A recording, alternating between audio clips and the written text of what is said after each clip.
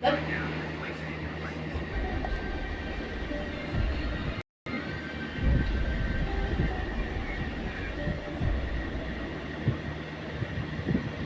Sir ने मेरे लिए इतना कुछ किया है। एक स्मॉल सेल्स गर्ल से स्काई टॉप सिटी प्रोजेक्ट जैसे बड़ी प्रोजेक्ट की जिम्मेदारी दी है और इस बात के लिए मैं हमेशा रणवीर सर का शुक्रगुजार हूँ। अदिति एक बहुत ही ग्रेटफुल पर्सन थी।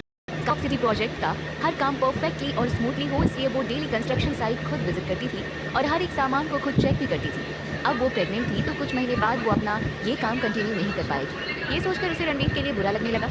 उसके मन में बेबी को अबॉर्ट कराने का भी ख्याल आया, लेकिन आरव के एक्साइटमेंट और खुशी को देखकर वो ये बात आरव से कह नहीं सकती थी। अदिति बहुत उलझन में थी, लेकिन आरव अदिति की ये बात उसकी आंखों से समझ पा रहा था। अदिति, ये बेबी हमें भगवान की दया से मिला है, तो अब चाहे कुछ भी हो, हमें सब कुछ बेस्ट करना है। तुम कुछ दिनों के लिए अपने काम से थोड़ा ध्यान रखा, बाकी मैं संभालूंगा। और फिर जहाँ तक मैं मिस्टर रणवीर को जानता हूँ, वो एक सुलझे हुए इंसान, वो तुम्हारी इस बात को जरूर समझेंगे। अदिति ने हाँ में से हिला दिया और मुस्कुराने की कोशिश करने लगी। आरव, क्या मैं कुछ और महीने काम कर सकती हूँ? क्योंकि स्काई टॉप सिटी मेरी लाइफ का पहला प्रोजेक्ट है जिसमें मैं इंचार्ज हूँ। ये एक तरह से मेरा फर्स्ट बेबी है जिसके साथ मैं और ज़्यादा वक्त बिताना चाहती हूँ। अदिति अगर अभी अंबानी परिवार में होती तो उसे हर काम से दूर रहने का ऑर्डर मिल चुका होता। कम से कम 8 या 10 नौकर उसके लिए पर्सनली आसपास घूम रहे होते। अब जब अदिति और आरव अंबानी फैमिली में नहीं थे तो आरव उससे उसका ये हक नहीं छीनना चाहता था। ठीक है, लेकिन तुम सिर्फ कुछ महीने ही काम करोगे और खुद को बिल्कुल भी टायर्ड नहीं होने दोगे। सबसे पहले तुम्हें खुद की बॉडी पर ध्यान देना होगा। अदिति के चेहरे पर स्माइल आ गई। उसने आरव के होंठों पर प्यार से किस कर लिया। Thank you my love, don't worry, मैं अपना पूरा ध्यान रखूंगी। उसके बाद अदिति सो गई। तब आरव धीरे से अपने बेड से उठ गया। आज वो बहुत ज़्यादा एक्साइटेड था और इस वजह से उसे नींद भी नहीं आ रही थी। वो अपनी इस खुशी को किसी और के साथ शेयर करना चाहता था, इसलिए उसने जल्दी से अपना फ़ोन निकाल लिया। आज मेरे लिए बहुत बड़ा दिन है डैड, आपको भी इस बारे में जानने का पूरा हक है। आपका बेटा खुद पापा बनने जा रहा है डैड। ये बड़बड़ाते हुए आरव ने एक नंबर टाइप कर दिया। वो डायल पे क्लिक करने ही वाला था, लेकिन फिर वो रुक गया। नहीं, मैं क्या गलती करने जा रहा था? मैं घर में किसी को इस बारे में कुछ नहीं बता सकता, अभी तो बिल्कुल नहीं। जब मुझे पता है कि हमारी फैमिली में शादियाँ सिर्फ रिच और पावरफुल फैमिली से ही हो सकती है। अदिति तो एक ऑर्डिनरी लड़की है। हमारी फैमिली के रूल्स के अकॉर्डिंग अदिति फैमिली में एंटर करने के लिए भी क्वालिफाइड नहीं है। अगर मैंने डैड को इस बारे में कुछ भी बताया तो कहीं वो फोर्सफुली मुझे यहाँ से लेकर ना चले जाए, फिर मैं अदिति और अपनी बेटी से दूर हो जाऊँगा। आरव बैल्कनी में चहलकदमी करते हुए काफी देर तक यही सोचता रहा कि उसे आगे क्या करना है, कैसे उसकी फैमिली अदिति को एक्सेप्ट करेंगी। मुझे कुछ भी करके इस बच्चे की दुनिया में आने से पहले फिनिक्स एंटरटेनमेंट कंपनी को एक बहुत बड़ी कंपनी बनाना है। उससे इतना पैसा कमाना है कि जब अदिति मेरी फैमिली के सामने जाए तो अपना सर ऊंचा रख सके, वरना वो हम दोनों को अलग कर देगी। आरव अब तक बहुत खुश था, लेकिन ये सोचते ही उसकी रातों की नींद उड़ गई। वो अपने बेडरूम में आ गया। काफी देर तक उसे नींद नहीं आई। अगली सुबह आरव जल्दी उठ गया। उसने अदिति के लिए हेल्दी ब्रेकफास्ट तैयार किया, लेकिन प्रेगनेंसी की वजह से अदिति का कुछ भी खाने का मन नहीं कर रहा था। फिर भी आरव ने जिद कर उसे कुछ खिलाया और स्काई टॉप सिटी की कंस्ट्रक्शन साइट पर उसे छोड़कर वह सीधे रणवीर से मिलने उसकी कंपनी आ गया। रणवीर ने बहुत ही एक्साइटेड होकर आरव का वेलकम किया। मिस्टर अंबानी, आप यहाँ अचानक, सब ठीक तो है? आरव सीधे रणवीर के सामने आकर बैठ गया। अदिति प्रेग्नेंट है। बिना बात को घुमाए आरव ने रणवीर के सामने अपने यहाँ आने की वजह बता दी। रणवीर पहले तो हैरान हो गया, लेकिन फिर उसके चेहरे पर बड़ी सी स्माइल आ गई। कांग्रेचुलेशंस मिस्टर अंबानी, ये तो बहुत अच्छी न्यूज़ है। एक सेलिब्रेशन तो बनता है। आरव ने हाँ में से हिला दिया। मिस्टर रणवीर, मैं आपको ये बताने आया हूँ कि अदिति अभी भी काम करना चाहती है, लेकिन मुझे उसकी हेल्प की बहुत ज़रूरत है। इसलिए मैं चाहता हूँ कि आप उसकी हेल्प के लिए वहाँ पर अपने कुछ एम्प्लॉइज़ भेज दें और साथ ही कुछ प्रोफेशनल डॉक्टर्स भी अदिति के आसपास ही रहें तो बेटर होगा। रणवीर ने हाँ में से हिला दिया। ठीक है, ये हो जाएगा।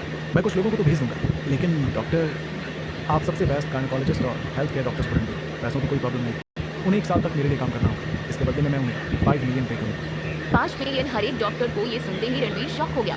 वो सोचने लगा कि पैसे तो उसके पास भी बहुत है, लेकिन पैसों को लेकर वो आरव की तरह बेफिक्र कभी नहीं हो सकता था। ठीक है मिस्टर अंबानी, मैं मनाली के बेस्ट डॉक्टर का अरेंजमेंट करता हूँ। आप मनाली शहर के बेस्ट डॉक्टर को मत ढूंढिए, बाहर से किसी बेस्ट डॉक्टर को लेकर आइए, वरना अगर कोई डॉक्टर्स को पहचान लेगा तो प्रॉब्लम हो जाएगी। ठीक है, सभी डॉक्टर्स इंडिया के बेस्ट डॉक्टर्स होंगे। वैसे मिस्टर अंबानी, आप एक काम क्यों नहीं करते? आप अदिति को कॉल कर यहीं क्यों नहीं बुला लेते? इससे उनका ध्यान रखना भी बहुत आसान हो जाएगा। आरव के चेहरे पर एक कड़वी स्माइल आ गई। ये सब मेरी गलती है। पहले मैंने ही आपसे कहा था कि अदिति को प्रमोट करा, इस प्रोजेक्ट का पर्सन इंचार्ज बना, और अगर अब आप उसे वापस आने की कहेंगे तो वो गिल्टी और डिसअपॉइंटेड फील करेगी, जो ठीक नहीं है। और जब मिसेस अंबानी को ये पता चलेगा कि मैं आगे लेकर काम करूँ, फिर वो क्या सोचेंगे? चाहे कुछ भी हो जाए, हम उसे इस बारे में जानने नहीं दे सकते। खैर, आज रात अगर आप फ्री हो तो होटल सिम्बा ज़रूर आ जाइए। आज रात मैंने पार्टी रखी है, मैं ज़रूर आऊँगा। रणवीर की कंपनी से निकलने के बाद आरव ने रीना को मिलकर ये न्यूज़ दी, जिसे सुनकर वो बहुत ज़्यादा सरप्राइज हो गई। सर, आपके कहने का मतलब है जल्दी आप पापा बनने वाले हैं। कांग्रेचुलेशन सर, मैं आपके बेबी के लिए बहुत ही प्यारा तोहफा रेडी करूंगी। हाँ श्योर। वैसे आज रात मैंने होटल सिम्बा में एक पार्टी रखी है, तो काम के बाद तुम वहाँ पर ज़रूर आ जाना। रीना से मिलने के बाद आरव शनाया के पास आ गया। उसने शनाया से आज की पार्टी में आने के लिए कहा और बाकी फैमिली मेंबर्स और रिलेटिव्स को भी इन्फॉर्म करने के लिए कहा। शनाया बहुत ज़्यादा क्यूरियस थी ये जानने के लिए कि न्यूज़ क्या है, लेकिन आरव ने उसे कुछ भी रिवील नहीं किया। उसने बस इतना कहा कि आज शाम को सबको एक बहुत अच्छी न्यूज़ मिलेगी। फिर आरव ने होटल सिम्बा के हेड शेफ को कॉल किया। अच्छा, आज आपको सारी डिशेस खुद ही बनानी है और होटल का सबसे बड़ा प्राइवेट रूम बुक करना है और उसे इस तरह सजाना है जैसे किसी की शादी हो रही है। शाम तक अपना काम जल्दी खत्म करने के बाद आरव अदिति को लेने के लिए स्काई टॉप सिटी प्रोजेक्ट की कंस्ट्रक्शन साइट पर गया और वहां से अदिति और जोया को लेकर होटल सिम्बा आ गया। होटल सिम्बा का एंट्रेंस पर रेड कारपेट बिछा हुआ था। रेड कारपेट के दोनों तरफ फूलों से सजाया गया था। ऐसा लग रहा था जैसे आज कोई त्योहार है। वेटर्स ने जैसे ही अदिति और आरव को अंदर आते हुए देखा, वो एक साथ बोले। वेलकम। अदिति बिल्कुल हैरान होकर कभी उन लोगों को तो कभी आरव को देख रही थी। ये सब क्या है आरव? मुझे लग रहा है किसी की शादी हो रही है और इसीलिए इतना कुछ सजाया है। ये सब तुमने किया? आरव ने कोई जवाब नहीं दिया और अदिति का हाथ और जोर से पकड़ लिया। वो तीनों प्राइवेट रूम में आ गए। ये रूम होटल सिम्बा का सबसे बड़ा रूम था, जिसमें 3 टेबल लगी हुई थी। हर टेबल पर करीब 12 लोग बैठ सकते थे। ये रूम बहुत ज़्यादा लग्जूरियस और कंफर्टेबल तो नहीं थी, लेकिन फैमिली गैदरिंग और पार्टी के लिए बेस्ट ऑप्शन था। आरव, तुम बिल्कुल बदल गए हो। जब हम पहली बार यहाँ पर आए थे तब अदिति का प्रमोशन हुआ था, उसकी पार्टी कर रहे थे। उस टाइम पर तुम्हारे पास कोई जॉब भी नहीं थी, लेकिन अब तुम फिनिक्स एंटरटेनमेंट कंपनी के एचआर मैनेजर हो। और तो और तुमने होटल सिम्बा का इतना बड़ा रूम भी बुक कर लिया है। मुझे तो डर है कि कुछ टाइम बाद तुम हमारे हाथ से बहुत आगे निकल जाओगे। जोया की बात सुनकर आरव और अदिति मुस्कुराने लगे। अदिति रूम को निहारने लगी। इस रूम को देखकर उसे समझ आ रहा कि आरव ने इसके लिए बहुत ज़्यादा खर्च किया है। आरव, इस रूम का तो कितना खर्चा आया? हम आराम से हॉल में बैठकर भी खा लेते ना।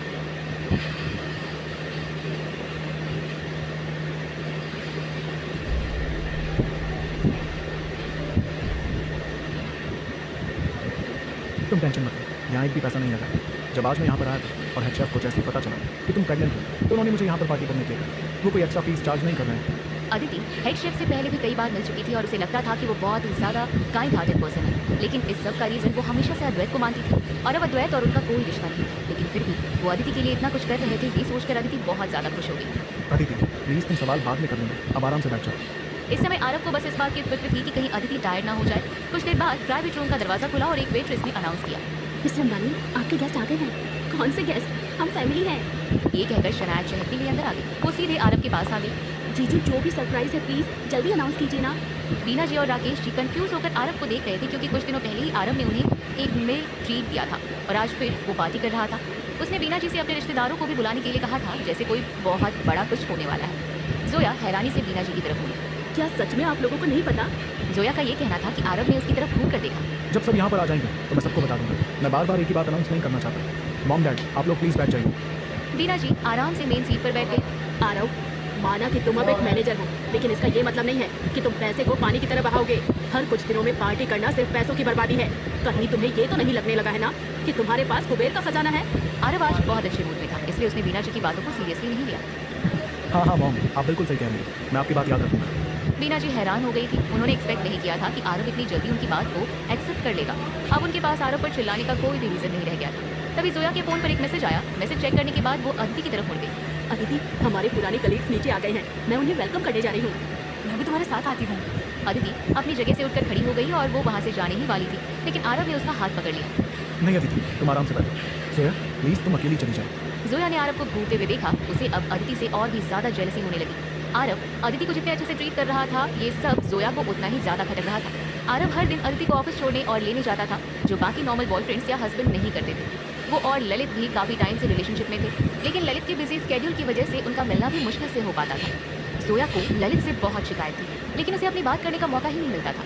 जोया अकेले ही नीचे चली गई और अपने सारे पुराने कलीग्स को लेकर ऊपर आ गई। अदिति उनसे बहुत ही एक्साइटेड होकर मिलने लगी। कुछ देर बाद ही अदिति के अंकल और आंटी भी अपने बच्चों के साथ वहाँ पर आ गए। कोकिला जी और ईशा भी फैशनेबल कपड़े पहनकर वहाँ पर आ चुकी थी। वो निखिल अपने काम में बिजी था, इस वजह से वो हमें बाहर तक छोड़कर चला गया। इसके लिए आई एम सॉरी। मैंने सुना है कि निखिल की कंपनी आजकल बहुत अच्छा काम कर रही है। शायद इसी वजह से मेरी दीदी के कपड़े और रवैया दोनों चेंज हो गए। बीना जी की तारीफ सुनकर कोकिला जी ने अपने कपड़ों और अपने हाथ में पहने ब्रेसलेट पर अपना हाथ फेरा। ये सब तो निखिल की वजह से पॉसिबल हो पाया है। ये रिंग भी उसने मेरे लिए खरीदी है। उसने मुझे बताया कि इस रिंग की कीमत 1 लाख है। ये जो कपड़े हैं ये भी ब्रांडेड हैं और ये सैंडल्स भी। अब मुझे तो अपना रोज़मर्रा का काम भी नहीं करना पड़ता। मैं तो अपनी ज़िंदगी आराम से काट रही हूँ। काश बीना तुम भी मेरी तरह आराम की ज़िंदगी गुजार पाती। कोकिला जी की बातें बीना जी बहुत ज़्यादा अपसेट हो गई। वैसे आरव जीजू भी तो अब मैनेजर बन गए हैं ना, उनकी मंथली सैलरी क्या है? उनके पास भी तो कुछ पैसे होंगे ही। वो आपकी देखभाल नहीं कर रहे क्या? ये मेरी देखभाल करेगा। मेरे लिए तो यही बड़ी बात होगी कि ये मेरे लिए बस कोई परेशानी ना खड़ी करे। शनाया ने आरव की तरफ देखा। उसे आरव के लिए बुरा लग रहा था। मॉम, आप ये कैसी बातें कर रही हैं? जीजू अब फिनिक्स एंटरटेनमेंट कंपनी में बहुत अच्छी पोजीशन पर है। उनके पास बहुत पावर्स भी हैं। अरे ये तो बहुत अच्छी बात है। तो फिर बताओ जीजू की सैलरी। आरव को इस कंपनी में काम करते हुए काफी टाइम हो गया था, लेकिन किसी ने उसकी मंथली सैलरी अब तक नहीं पूछी थी। अदिति भी उससे इस बारे में पूछना भूल गई थी। अब ईशा ने सडन ये सवाल पूछ लिया था। इस वजह से सबकी नजरें आरव पर टिक गई। ये अभी भी किसी के यहाँ नौकरी ही कर रहा है, और अगर सैलरी होगी भी तो कितनी होगी, तो पूछने जैसी कोई बात ही नहीं है। आप ठीक कह रही हैं। आपको तो अभी भी दूसरों पर ही डिपेंड रहना होगा। काश आपका दामाद भी निखिल की तरह कोई बिजनेस कर रहा होता। आरव ईशा की बात अच्छे से सुन रहा था। वैसे बड़ी माँ, आप अपनी वो रिंग और ब्रेसलेट मुझे दिखाएंगी? कोकिला जी ने घूरते हुए आरव को देखा। देख लो, कभी इस तरह की महंगी ज्वेलरी देखी भी नहीं होगी। मेरी रिंग एमराल्ड की बनी हुई है और ये ब्रेसलेट जेड से बना हुआ है। लेकिन ध्यान से देखना, अगर ये खराब हो गया तो तुम इसकी भरपाई नहीं कर पाओगे। ये कहते हुए उन्होंने अपने हाथ से वो रिंग और ब्रेसलेट निकालकर आरव को दे दिया। आरव लाइट्स के नीचे रिंग और ब्रेसलेट रखकर उन्हें देखने लगा। वो रिंग सिंपली ग्रीन ग्लासेस से बनी हुई थी और ब्रेसलेट प्रोसेसिंग पाउडर से। वो दोनों मिलकर 1000 रुपए के भी नहीं थे। आरव जोर से हंसने लगा। उसने कोकिला जी को उनका रिंग और ब्रेसलेट वापस कर दिया। कोकिला जी गुस्से से आरव की तरफ मुड़ गई। क्या हुआ, पागलों की तरह हंस क्यों रहे हो? आरव ने अपना फेस कवर कर लिया और अपनी हंसी रोकने की कोशिश करने लगा। कुछ नहीं, बस देख रहा था कि इसकी कीमत क्या है। वहाँ बैठे सभी को समझ में आ रहा था कि आरव के कहने का कुछ और ही मतलब था। मुझे सच सच बताओ, कुछ नहीं से क्या मतलब है? तुम मुझ पर हंस रहे हो? बड़ी माँ, सच में कोई बात नहीं, आप प्लीज़ मुझसे मत पूछिए। ये मैं आपके भले के लिए कह रहा हूँ। मेरे भले के लिए कह रहे हो? अगर तुमने मुझे सब कुछ सच सच नहीं बताया तो आज रात मैं तुम लोगों के साथ यहाँ डिनर नहीं करूंगी। ईशा भी टेबल पर हाथ मारते हुए गुस्से से अपनी जगह से उठकर खड़ी हो गई। जीजू, आप मेरी मॉम पर हंस रहे हैं। आरव ने एक गहरी सांस छोड़ी। मैं पहले तो नहीं बताना चाहता था, लेकिन अब जब आप लोग इतना जोर दे ही रहे हैं तो मुझे कहना पड़ रहा है। मैं बड़ी माँ पर नहीं हंस रहा था, उनके हाथ के उस रिंग और ब्रेसलेट पर हंस रहा था। सब शॉक्ड होकर आरव को देखने लगे।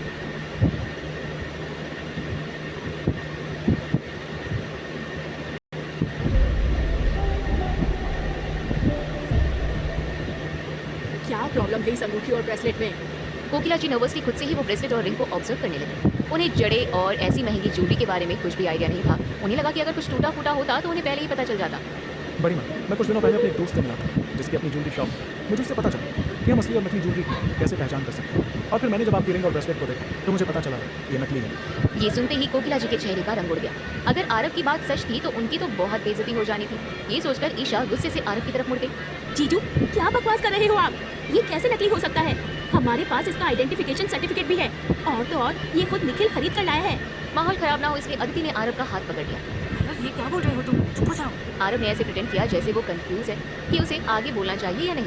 ठीक है, अगर तुम नहीं चाहती तो मैं आगे कुछ नहीं कहूँगा। आरव की बात से कोकिला जी और ईशा बिल्कुल भी खुश नहीं थी, क्योंकि ज्वेलरी के नकली होने के एलिगेशन के बाद उन्हें बहुत एम्बैरेसमेंट फील हो रही थी। अब सब उन्हीं की तरफ देख रहे थे। ईशा ने अपनी दांत पीस ली। आरव जीजू, आपको पूरी बात क्लियर करनी होगी। आपके पास कोई राइट नहीं है कि आप मेरी मॉम की ज्वेलरी को रियल या फेक बताओ। अगर आपने ऐसा कुछ कहा है तो आप उसे साबित कीजिए, और अगर बात गलत साबित हुई तो इसी वक्त सबके सामने हाथ जोड़कर माफी मांगिए। ईशा, मेरे दोस्त ने मुझे बताया था कि एमराल्ड की ज्वेलरी पर जब भी लाइट पड़ती है वो चमक उठता है।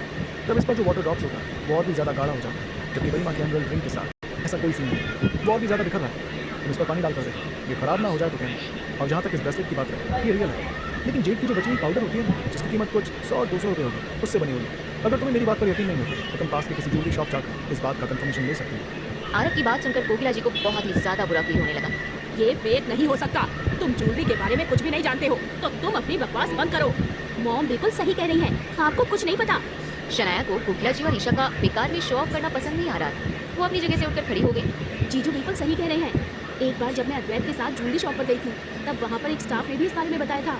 अगर आप लोगों को यकीन नहीं है तो आप लोग पास के ज्वेलरी शॉप चलिए, वहाँ सब क्लियर हो जाएगा। शनाया को आरव का सपोर्ट लेते देखकर बीना जी के होश उड़ गए। क्या बकवास कर रही हो तुम? निखिल कोई फेक ज्वेलरी क्यों लेगा? तुम चुपचाप अपनी जगह पर बैठ जाओ। तभी दरवाजे पर नॉक हुआ और वेट्रेस ने दरवाजा खोला। मिस्टर अंबानी, आपके मेहमान आ गए हैं। अगले ही पल रणवीर मुस्कुराते हुए अपने ड्राइवर के साथ अंदर आ गया। Mister Ambani, Aditi, I hope कि मैं लेट नहीं हुआ हूँ। रणवीर को अपने सामने देखकर बीना जी और राकेश जी अपनी जगह से उठकर खड़े हो गए। अदिति भी सरप्राइज होकर उन्हें देखने लगी। सर, आप यहाँ क्यों आए हैं? वहाँ जो कोई भी रणवीर की आइडेंटिटी जानता था, स्पेशली गोल्डन गेट के सीनियर लेवल के एग्जीक्यूटिव्स, वो नर्वसली अपनी जगह से उठकर खड़े हो गए। रणवीर ने अपने हाथ के इशारे से सबको बैठने के लिए कहा। मैं मिस्टर अंबानी की पार्टी अटेंड करने आया हूँ। कोई बिजनेस मीटिंग नहीं है ये, तो आप लोग आराम से बैठ जाइए। आज मैं किसी काम से गोल्डन गेट की तरफ गया था, तो मैंने सोचा रणवीर सबको भी इन्वाइट कर दूँ। रणवीर जैसी हस्ती को अपनी पार्टी में बुलाना हर किसी के बस की बात नहीं थी। राकेश जी ने जल्दी से रणवीर के लिए एक चेयर खींची। प्लीज़ सर, बैठ जाइए। रणवीर ने देखा कि राकेश जी ने वही चेयर रणवीर के लिए खींची है जिस पर आरव बैठा हुआ था। वो आरव की चेयर पर बैठने की हिम्मत कभी नहीं कर सकते थे। Thank you so much Rakesh ji, लेकिन आज कोई सर नहीं, सिर्फ रणवीर कहिए, मैं दूसरी चेयर पर बैठ जाता हूँ। तभी दरवाजे पर फिर से नॉक हुआ और रीना मुस्कुराते हुए अंदर आ गई। Hello everyone. रीना मैम, आप? अदिति रीना का वेलकम करने के लिए जल्दी से अपनी जगह से उठकर खड़ी हो गई। रीना के हाथ में एक गिफ्ट बॉक्स था, उसने अदिति को बढ़ा दिया। अदिति, ये गिफ्ट मैं आपके लिए लाई हूँ, प्लीज इसे एक्सेप्ट कीजिए। गिफ्ट? लेकिन क्यों? बीना जी, राकेश जी और शनाया हैरानी से एक दूसरे को देखने लगे। सभी अदिति की तरफ कंफ्यूजन से देख रहे थे। उन्हें यहाँ आने का या इस सेलिब्रेशन का रीजन नहीं पता था। अदिति ने मुस्कुराते हुए वो गिफ्ट ले लिया। Thank you so much ma'am, आप यहाँ पर आई यही हमारे लिए बहुत बड़ी बात है। You welcome. अब जल्दी से इसे खोलो और देखो अंदर क्या है। अदिति ने गिफ्ट बॉक्स को ओपन कर लिया। अंदर 2 डायमंड रिंग्स थी। वो शॉक्ड होकर रीना को देखने लगी। ये तो बहुत महंगे गिफ्ट है। ज्यादा कुछ नहीं, बस कुछ लाख का है।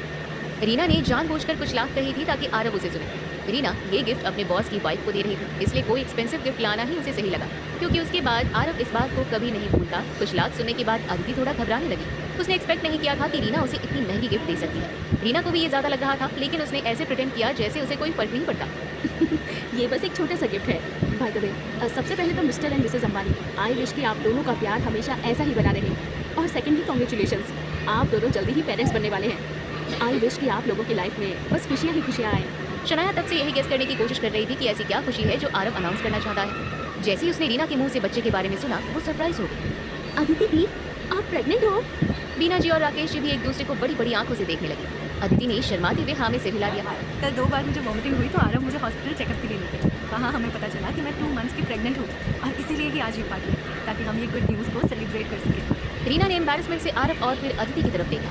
मिस्टर अंबानी, आपने अभी तक गुड न्यूज़ अनाउंस नहीं किया था। आई एम सो सॉरी, मेरी गलती है। मैंने आपका सरप्राइज खराब कर दिया।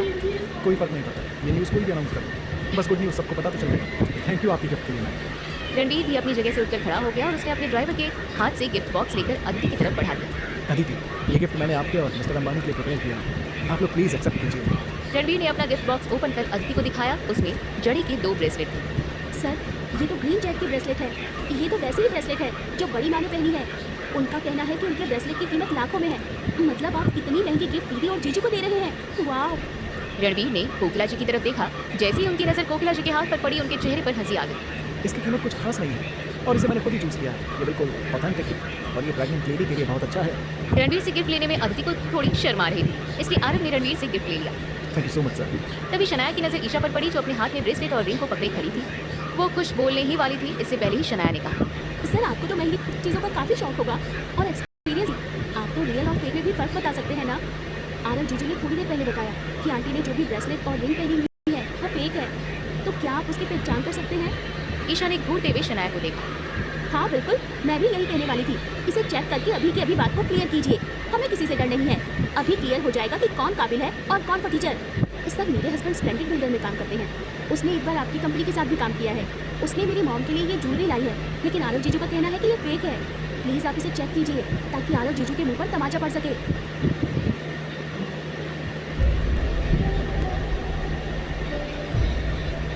रणबीर ने आरव की तरफ देखा। वो समझ गए थे कि अगर आरव ने खुद इस ज्वेलरी को चेक किया था और उसे नकली कहा था तो वो नकली ही होगा। रणबीर ने वो ब्रेसलेट और रिंग ले लिया और उसे ध्यान से देखने लगे। उनके चेहरे पर स्माइल थी। मैं कोई प्रोफेशनल तो नहीं हूँ, लेकिन मैंने भी अपनी लाइफ में जेल और इस तरह की स्टोन्स की चीज़ें खरीदी हैं। मेरी ऑब्जर्वेशन के अकॉर्डिंग ये फेक है। कोकिला जी और ईशा ने जैसे ही ये सुना, उनके होश उड़ गए। आरव के एलिगेशन के बाद भी वो लोग खुद को डिफेंड कर सकते थे, लेकिन रणबीर के ये कहने के बाद उनका कुछ भी कहने का कोई मतलब नहीं था। ईशा ने जल्दी से रणबीर से वो रिंग और ब्रेसलेट वापस ले ली। ये इम्पॉसिबल है। मेरे हस्बैंड के पास पैसों की कोई कमी नहीं है। ये फेक नहीं हो सकता। आपको कोई गलतफहमी हो रही है। कोकिला जी भी गुस्से से अपनी जगह से उठकर खड़ी हो गई। ईशा, अब बातें करने का कोई मतलब नहीं रह गया है। यहाँ से चलो। हम यहाँ पर एक गिलास पानी भी नहीं पियेंगे। कोकिला जी और ईशा गुस्से से वहाँ से बाहर निकलने लगे। कोकिला दीदी। बीना जी कोकिला जी और ईशा के पीछे जाने वाली थी, लेकिन राकेश जी ने उन्हें रोक लिया। आरव मुस्कुराते हुए सभी की तरफ मुड़ गया। रीना मैडम, रणवीर सर, आप लोग प्लीज़ बैठ जाइए। खाना थोड़ी देर में सर्व हो जाएगा। मैं और अदिति आप सभी का बहुत धन्यवाद करते हैं। कुछ देर में अच्छी अच्छी डिशेस टेबल पर सर्व हो गई। आरव और बाकी सब खाते हुए बातें करने लगे। अब वहाँ का एटमॉस्फेयर फिर से बहुत ज़्यादा अच्छा हो गया था। वहाँ बैठा हर कोई थोड़ी ही देर में कोकिला जी और ईशा को भूल गए, लेकिन आरव वहाँ बैठे हर किसी को देखकर ये पता कर पा रहा था कि कुछ लोग तो सच में आरव और अदिति के लिए खुश थे, लेकिन कुछ लोग दस्ती अपने चेहरे पर स्माइल लिए बैठे थे। शाया बहुत ज़्यादा खुश थी। उसने इसी खुशी में रेड वाइन की कुछ ग्लासेस खत्म कर दी थी। दीदी, आज तक आप मेरा ख्याल रखती आई हैं, पर अब से Like and subscribe. बीना जी जबरदस्ती अपने चेहरे पर स्माइल रखी हुई थी। अदिति की प्रेगनेंसी की खबर सुनकर वो बिल्कुल भी खुश नहीं थी, और तो और वो अभी नानी बनने के लिए भी रेडी नहीं थी।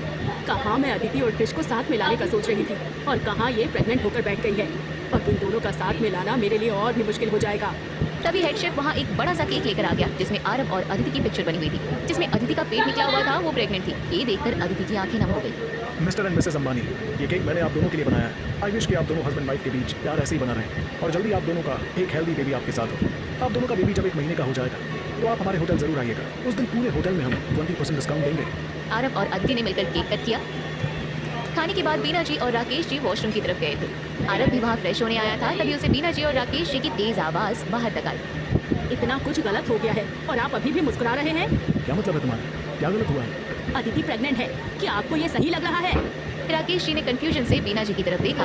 आज रात ही उन्हें भी अदिति की प्रेगनेंसी के बारे में पता चला था। पहले तो वो सरप्राइज हुए थे, लेकिन उसके बाद उन्हें अपनी बेटी के लिए बहुत खुशी भी हो रही थी। क्या मतलब है तुम्हारा? क्या प्रेग्नेंट होना अदिति के लिए नॉर्मल नहीं है? उनकी शादी को 3 साल से ज़्यादा हो चुकी है। अब वो प्रेग्नेंट हो रही है तो अच्छी बात है ना। आपको सच में कुछ भी समझ में नहीं आता। अगर अदिति के पास बच्चा नहीं भी होता तो उसका डिवोर्स होने के बाद जल्दी कोई उसे नहीं अपनाता, और अब वो प्रेग्नेंट है। इसका साफ मतलब है कि क्रिश भी उसका पीछा करना छोड़ देगा। एक बच्चे के साथ अदिति को कौन अपनाएगा? बीना जी की बात सुनकर राकेश जी शॉक होकर उन्हें देखने लगे। जब से आरव ने शनाया के लिए काम ढूंढा था, तब से उनके मन में आरव का इंप्रेशन थोड़ा चेंज हो गया था। अब वो आरव से नफरत नहीं करते थे। क्या बकवास कर रही हो तुम? और तुम हमेशा अपनी बेटी के डिवोर्स के बारे में क्यों बातें करती रहती हो? अब तो आरव सक्सेसफुल हो गया है, वो अपने करियर में अच्छा काम कर रहा है और तो और उसका और अदिति का रिश्ता हमेशा से ही अच्छा रहा है। उनका एक बच्चा हो जाएगा तो फिर उन दोनों का डिवोर्स इम्पॉसिबल है। तो तुम उनके डिवोर्स को भूल जाओ, वही अच्छा है। और वही बात क्रिश की, तो लास्ट टाइम देखा नहीं था, रीना के साथ उसका अफेयर चल रहा था और मुझे तो वो कहीं से भी एक अच्छा इंसान नहीं लगता। राकेश जी आज आरव की तारीफ कर रहे थे। ये देखकर बीना जी को खुद अपने कान पर यकीन ही नहीं हो रहा था। बाहर खड़ा आरव खुद भी हैरान था। उसने कभी नहीं सोचा था कि राकेश जी कभी उसकी तरफदारी कर सकते हैं। उसके चेहरे की स्माइल बड़ी हो गई, वो वहाँ से निकल गया। लेकिन बीना जी हैरान थी, क्योंकि आज तक राकेश जी उनकी हर बात मानते थे। ठीक है, अगर उन दोनों का डिवोर्स नहीं भी होता है तो आपको कोई आइडिया है कि जो बच्चा इस दुनिया में आएगा उसका आगे का फ्यूचर क्या होगा? फ्यूचर क्या होगा? कुछ नहीं। अब आरव अच्छा खासा कमा रहा है। अब ऐसा भी तो नहीं है कि वो अपने बच्चों को पाल पोस कर बड़ा नहीं कर सकता, और वो बच्चा हमारा भी तो कुछ लगेगा ना। अगर अदिति को कुछ प्रॉब्लम्स आती भी हैं तो हम हैं ना उनकी मदद करने के लिए। आप कुछ भी बकवास किए जा रहे हैं। ये कहकर गुस्से में बीना जी बाहर निकल गए। पार्टी के बाद सब कोई वहाँ से निकल गए। वापस जाने के समय में बीना जी के चेहरे पर अब फाइनली गुस्सा दिखाई दे रहा था। होटल में लगातार उनके चेहरे पर एक स्माइल थी, क्योंकि वहाँ पर रणवीर और रीना भी मौजूद थे। अब कार में सिर्फ शनाया, राकेश जी और बीना जी थे, इसलिए उन्हें कुछ भी प्रिटेंड करने की जरूरत नहीं थी। घर जाकर शनाया सीधे अपने रूम में चली गई, क्योंकि उसने ड्रिंक कर रखा था, इसलिए उसे नींद आ रही थी। राकेश जी भी अपने रूम में चले गए, लेकिन बीना जी की आंखों से नींद गायब थी। सब उस आरव की तरफदारी कर रहे हैं, अब मुझे अकेले ही करना होगा कुछ। इस समय आरव और अदिति विला में लिविंग रूम में बैठे हुए थे और बातें कर रहे थे। अदिति रीना और रणवीर के गिफ्ट्स को देखकर खुश थी, लेकिन उसे कहीं ना कहीं थोड़ा बुरा भी हो रहा था। हमने ये गिफ्ट ले तो लिया, लेकिन हम इसे वापस कैसे करेंगे? और कैसे करेंगे? लेकिन उसे कहीं ना कहीं थोड़ा बुरा फील भी हो रहा था। हमने ये गिफ्ट ले तो लिया, लेकिन हम इसे वापस कैसे करेंगे? और कैसे करेंगे? बस अपना काम अच्छे तरीके से करना है। और अगर ज़्यादा हुआ तो जब रणवीर सर के बेटे की शादी हो जाएगी या रीना मैम की शादी होगी तो हम उन्हें गिफ्ट रिटर्न कर देंगे। हाँ, ये सही आइडिया है। वैसे भी इन सब लोगों की भी शादी की उम्र तो हो ही गई है। वैसे मैंने सूर्या को काफ़ी टाइम से नहीं देखा। मेरे साथ बदतमीजी करने के बाद वो आज तक ऑफिस नहीं आया। या नहीं था कि आरव ने गोल्डन गेट रियल एस्टेट को खरीद लिया और दिया था। रणवीर ने ये इसलिए किया था ताकि सूर्या आरव की नजरों से बचा रहे। अदिति ने दोनों डायमंड रिंग्स निकाल ली और उसमें से एक आरव की तरफ बढ़ा दिया और दूसरी खुद पहन ली। ये डायमंड रिंग्स बहुत खूबसूरत है। जब हमारी शादी हुई थी तो तुम्हें याद है, हमने शादी की अंगूठी ली थी, जिसको लेकर भी मॉम ने हमें बहुत कुछ सुनाया था। अब फाइनली हम पास भी डायमंड की रिंग है। अदिति की बात सुनकर आरव ने उसे प्यार से गले लगा लिया। उसके चेहरे पर सीरियस एक्सप्रेशंस थे। अदिति, आई प्रॉमिस, तुम्हें जो भी चीज़ पसंद होगी अब से मैं वो तुम्हारे कदमों में रखूँगा। तो बदला ही क्यों ना हो। अगर बैंक की साइज मुर्गी के अंडे जितनी भी बड़ी हो तो भी वो तुम्हारा होगा। आरव की बात सुनकर अदिति हंसने लगी। उसे उसकी बात पर यकीन नहीं था। ये तो छोटे छोटे रिंग्स लाखों के हैं, और अगर किसी एक के जितनी बड़ी डायमंड अगर हम लेते भी हैं तो वो तो कम से कम करोड़ों का होगा ही। फिर भी तुम उसे खरीद पाओगे? ये कहते हुए अदिति ने अपने हाथ से वो डायमंड की रिंग निकाल ली और वापस से उसे ज्वेलरी बॉक्स में रख दिया। फिर उसने जड़े की ब्रेसलेट निकाल ली और इसे देखने लगी। ये ब्रेसलेट भी बहुत खूबसूरत है। जब मेरी प्रेगनेंसी की न्यूज़ मुझे पता चली थी तो मैं थोड़ी टेंशन में थी। मुझे लग रहा था कुछ दिनों में मैं अपना काम नहीं कर पाऊंगी और सारा फाइनेंशियल खर्च तुम्हारे ऊपर आ जाएगा, फिर हम गुजारा कैसे करेंगे। लेकिन अब रीना मैम और रणवीर सर ने इतनी अच्छी गिफ्ट दी है, तो अगर हमें ज़रूरत हो तो उन्हें बेच भी सकते हैं। हमारे पास पैसों की कमी नहीं होगी। आरव ने अदिति के हाथ को प्यार से पकड़ा और वापस से वो रिंग और ब्रेसलेट उसके हाथों में पहना दिया। अदिति, तुम्हें नहीं लगता कि तुम्हें मुझ पर कॉन्फिडेंस ही नहीं है? मेरी करंट एबिलिटी से मैं तुम्हें और हमारे बच्चे को जिंदगी भर आराम से पाल सकता हूँ। और रही बात ही डायमंड और ब्रेसलेट की, तो ये सिर्फ तुम्हारे लिए, हम इसे कभी नहीं बेचेंगे, आई प्रॉमिस। मैं इससे भी महंगी ज्वेलरी तुम्हें खरीद कर दूंगा। अदिति प्यार से आरव को देखने लगी। उसके चेहरे पर खुशी और सेटिस्फेक्शन के एक्सप्रेशंस थे। मुझे महंगी ज्वेलरी से कोई फर्क नहीं पड़ता। जब तक हम साथ में हैं मैं खुश हूँ। नहीं, जब तक हम तीनों साथ में हैं मैं हमेशा खुश हूँ। आरव ने प्यार से अदिति के पेट पर किस किया। ये बच्चा इस दुनिया में आने के बाद जिस भी चीज़ पर हाथ रखेगा मैं उसे वो खरीद कर दूंगा। इस दुनिया की सबसे बेस्ट हर चीज़ इसके पास होगी।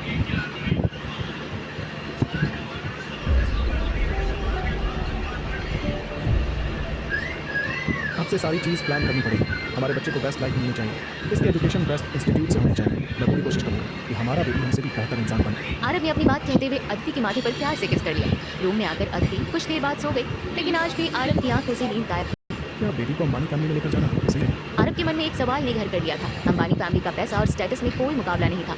अगर उनका बेबी वहाँ पर रहता तो वो अपनी बेस्ट लाइफ जी पाता, उसे बेस्ट एजुकेशन मिलती और कई लाख बच्चों से वो एक ही पल में आगे निकल जाता। लेकिन आरव वहीं पला बड़ा था। उसे अच्छी तरह से पता थी कि ऐसी ज़िंदगी बहुत वंडरफुल होती है, लेकिन वहाँ उतनी ही ज़्यादा साजिश भी होती है, जिसकी वजह से सर्वाइवल बहुत मुश्किल हो जाता है। अगली सुबह आरव ने अदिति को कंस्ट्रक्शन साइट पर छोड़ दिया और खुद फिनिक्स एंटरटेनमेंट कंपनी आ गया। रीना ने मैनेजर्स के साथ एक मीटिंग रखी थी। पूरे मीटिंग के दौरान आरव उनकी बातें सुन रहा था। वो बस अदिति के बारे में सोच रहा था, इसलिए मीटिंग में उसने ज़्यादा कोई ओपिनियन नहीं दिया। बस मीटिंग के बाद रीना को कुछ पर्सनल इंस्ट्रक्शंस दिए। सर, हमने हाई क्वालिटी नॉवेल से 3 बेस्ट नॉवेल सेलेक्ट किए हैं, जिसमें से एक का जॉनर फैंटेसी है और बाकी दोनों हिस्टोरिकल जॉनर के हैं।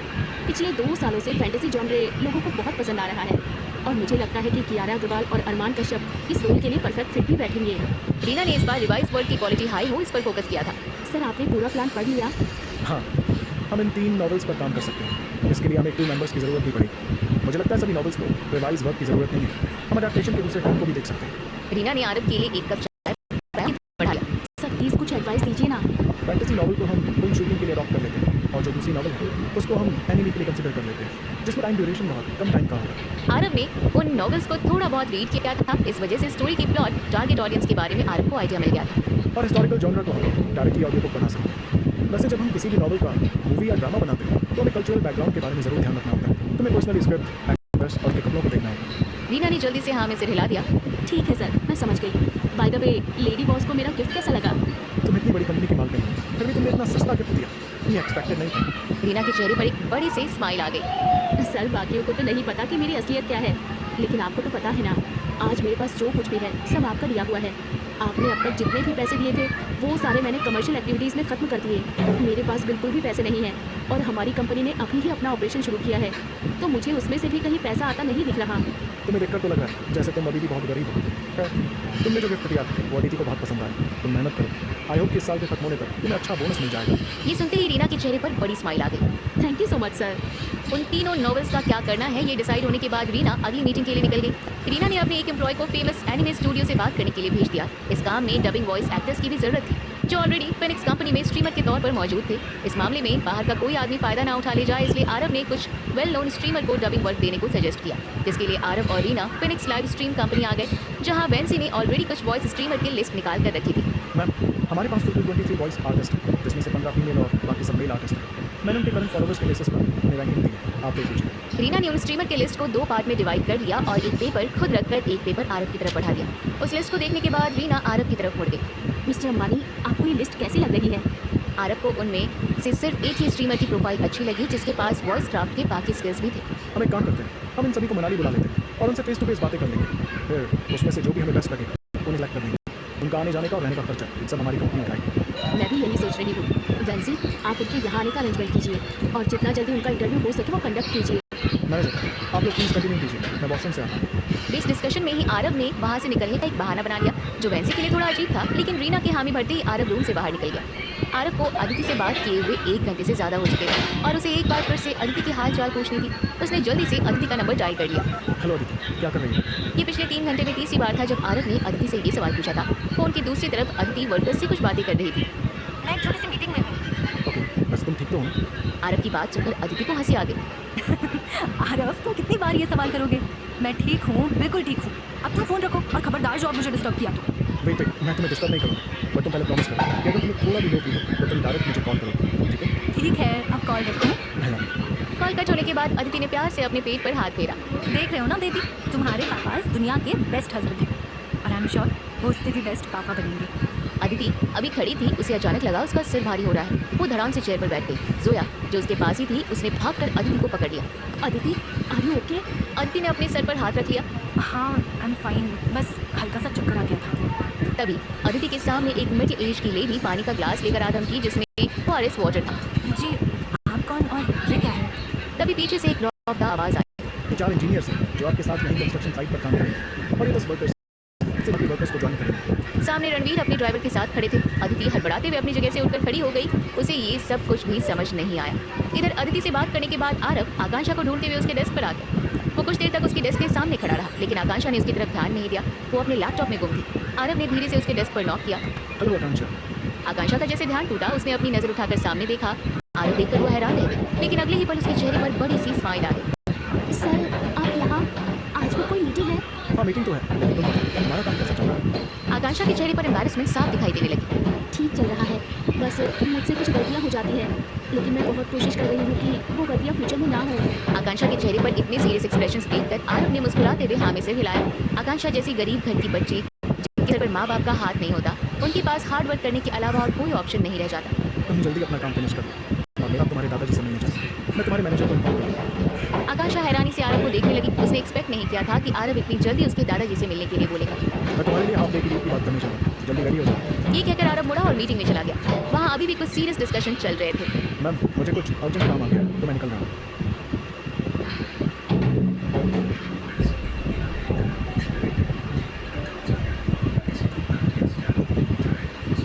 सर अगर काम बहुत इंपॉर्टेंट काम ना हो तो क्या हम साथ में लंच कर सकते हैं?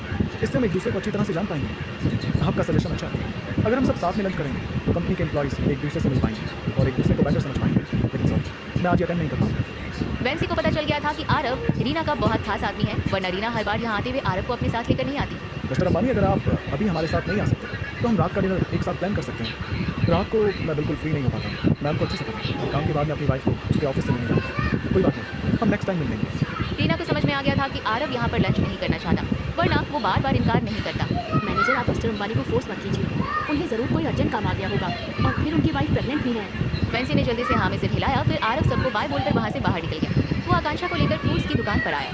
उसने कुछ फ्रूट्स और टॉनिक्स खरीदे और आकांक्षा के दादाजी से मिलने आ गया। अमित खन्ना ने उसके दादाजी की जॉब एक फैक्ट्री में सिक्योरिटी गार्ड के तौर पर लगा दी थी। ये थोड़ी आसान जॉब थी। आकांक्षा के दादाजी रचित फैक्ट्री के गेट पर ही बैठे हुए थे। वो अभी अपने कुछ दोस्तों के साथ ताश के पत्ते खेल रहे थे। दादू, आकांक्षा को अपने सामने देखकर रचित जी बिल्कुल सरप्राइज हो गए। तुम यहाँ क्यों आई हो बेटा? सब कुछ ठीक तो है ना? अपने हाथ में टॉनिक और फ्रूट्स लिए आरव भी पीछे से आ गया। दादू देखिए कौन आए हैं। दादू कुछ बोलते इसके पहले ही उनके साथ खड़ा दूसरा आदमी बोल पड़ा। अच्छा, तो ये है तुम्हारी पोती और इसके साथ ये हैंडसम लड़का। ये जरूर तुम्हारा दामाद होगा। तुम तो बहुत किस्मत वाले हो रचित। रचित श्रीवास्तव ने जैसे ही आरव को देखा, वो उसे झट से पहचान गए। अरे नहीं, ये मेरे दामाद नहीं है। इन्होंने तो कई बार हमारी फैमिली को प्रॉब्लम से निकाला है। ये आरव अंबानी है। रचित की बात सुनकर उनके साथ खड़े बूढ़े आदमी ने आरव की तरफ अपना हाथ आगे बढ़ा दिया। माफ़ कीजिएगा, मुझसे गलती हो गई। कोई बात नहीं, आप उस बात को सीरियसली मत लीजिए। वैसे दादाजी, मैंने आपको काफ़ी टाइम से देखा नहीं था, इसलिए मैं आपसे मिलने आ गया। मैं आपके लिए कुछ सामान भी लाया हूँ। रचित हमेशा से आरव को लेकर बहुत ही ज़्यादा शुक्रगुजार रहे थे। आरव की वजह से उनके घर का पैसा उनको मिल गया था। उनकी पोती की पढ़ाई होने लगी और अब इस उम्र में भी जॉब मिल गई थी। बेटा, ये इस सब की क्या ज़रूरत थी? तुम इसे वापस ले लो। रचित बहुत ही खुददार आदमी थे। उनके ऊपर कोई एक भी पैसा खर्च करे तो वो बहुत परेशान हो जाते थे। दादाजी, आपको मेरे सामने पोलाइट होने की ज़रूरत नहीं है। अगर आपने ये सब एक्सेप्ट नहीं किया तो मैं ये सब कुछ आपके दोस्त को दे दूँगा। ये सुनने के बाद वो थोड़ी परेशान हुए, क्योंकि ऐसे ये सामान उनके पास आता भी नहीं और आरव का एक और एहसान उनके ऊपर आ जाता। तो ठीक है, मैं ही इसे रख लेता हूँ। ये लेकर क्या करेंगे? रचित जी की बात सुनकर उनके साथ खड़ा आदमी जोर से हंसने लगा। रचित जी ने आरव को चाय ऑफर किया और फिर वो लोग आमने सामने बैठ गए। वैसे तुम यहाँ पर आए हो और आकांक्षा भी तुम्हारे साथ। सब कुछ ठीक तो है ना? आरव डायरेक्टली रचित जी से आकांक्षा की स्ट्रीमर बनने की बात नहीं कर सकता था। मैं काफ़ी टाइम से आपको देखने आना चाहता था। और फिर एक और बात जो आपसे करनी थी और आपसे परमिशन भी लेनी थी। मैं तो ठीक हूँ, लेकिन बताओ क्या बात है? रचित को ये जॉब आरव ने दिलाई थी। इसके पहले वो वेस्ट कलेक्ट करते थे। उनके मन में सबसे पहला ख्याल आया कि कहीं आरव फिर से उन्हें वेस्ट कलेक्ट करने के काम में तो लगाना नहीं चाहता। आरव ने आकांक्षा की तरफ देखा। दादाजी, आकांक्षा भी एक लाइव ब्रॉडकास्ट कंपनी के लिए काम कर रही है। उसने मुझे बताया कि आपको लाइव ब्रॉडकास्ट के बारे में कुछ गलत चीज़ें पता है। तो इसलिए मैं आपसे बात करने आता हूँ। आप उस बारे में बात कर रहे हो ना, जिसमें कौन से लड़के और लड़कियाँ गाना गाते हैं और डांस करते हैं? आरव ने हाँ में से हिला दिया। हाँ, आपने बिल्कुल सही समझा। लगता है आपको इस बारे में थोड़ा बहुत आइडिया तो है। गाना गाना और डांस करना तो एक चॉइस है। वहाँ पर हम और भी बहुत कुछ कर सकते हैं। मैं चाहता हूँ कि आकांक्षा एक चैरिटी एंकर बने। आरव के ये कहते ही रचित के साथ आकांक्षा भी हैरान होकर उसे देखने लगी। उसे इस बारे में ज्यादा कुछ पता नहीं था और ना ही आरव ने उसे कुछ बताया था। इसका मतलब है कि आकांक्षा चैरिटेबल वर्क के लिए काम करेगी। सोसाइटी में क्या अच्छा कर सकते हैं, क्या भला कर सकते हैं, इस वर्क में पार्टिसिपेट करेंगे। हम अपनी कंपनी की तरफ से उसे एम्बेसडर बनाएंगे। हम वृद्धाश्रम और अनाथ आश्रम की भी मदद करेंगे। जिनके परिवार नहीं है, हम उनकी मदद के लिए ये कदम उठाना चाहते हैं, जिसमें आकांक्षा एक बहुत बड़ा रोल निभाएगी। आरव ने स्ट्रीमिंग से डांस और गाने का कॉन्सेप्ट ही बिल्कुल गायब कर दिया। अब ये सुनने में रचित जी और उनके दोस्त को भी बहुत अच्छा लग रहा था। आकांक्षा भी खुद हैरान थी। आपके कहने का मतलब है कि आप आकांक्षा को चैरिटी एम्बेसडर बनाना चाहते हो। मिस्टर अंबानी, ये तो बहुत अच्छा काम है। आपको लगता है कि आकांक्षा इस रिस्पॉन्सिबिलिटी को निभा पाएगी? आरव ये काम किसी को भी पकड़ा सकता था, आकांक्षा, शनाया या किसी भी ऐसे पर्सन को जिसका एक्सपीरियंस बहुत ज्यादा हो। लेकिन आरव ने ये अपॉर्चुनिटी आकांक्षा को ही दिया था, क्योंकि वो आकांक्षा को पहले से जानता था। अगर आकांक्षा मना करती तो आरव के लिए उसका रिप्लेसमेंट ढूंढना कोई बड़ी बात नहीं थी। चैरिटी एंकर बनना एक मुश्किल काम भी है और आसान काम भी। इन्हें खुद में क्वालिटी डेवलप करनी होती है, क्योंकि उन्हें डेली आम लोगों से मिलना होता है। उनका दिल साफ होना चाहिए। वो कोई भी गलत बिहेवियर नहीं कर सकते। उनके पास पैसे तो होंगे, लेकिन उनके पास पैसों का घमंड नहीं होना चाहिए। और दूसरी बात, जो भी चैरिटी एंकर होगा वो हमारी कंपनी को रिप्रेजेंट करेगा, तो वो उनके पर्सनल रूमर्स ना हो तो बेटर है।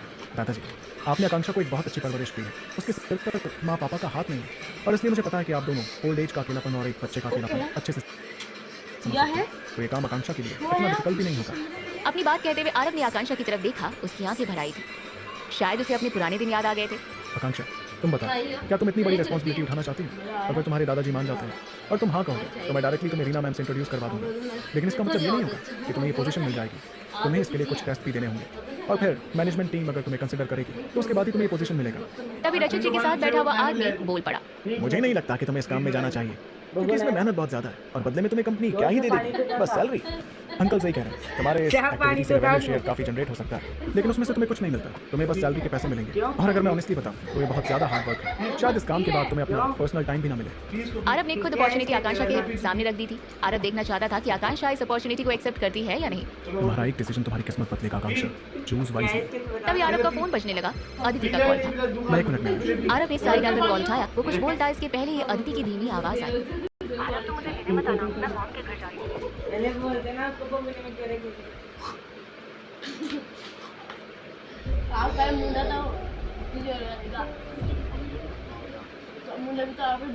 ओके ओके, चली जाना। और ऐसे अचानक तुम क्यों कह रही हो? सब ठीक है ना?